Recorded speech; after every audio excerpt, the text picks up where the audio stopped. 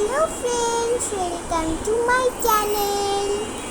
এই যে আমার কাছে একটা কিউট একটা বেবি আছে, এটা আসলে পুতুল।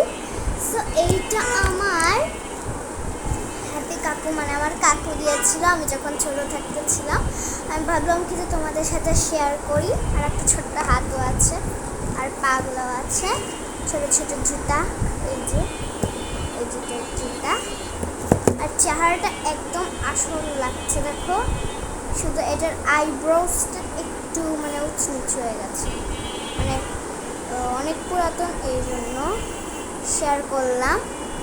এর ঠোঁট দেখতে পাচ্ছি কত কিউট, অনেক একদম আসল বেবির মতন লাগছে।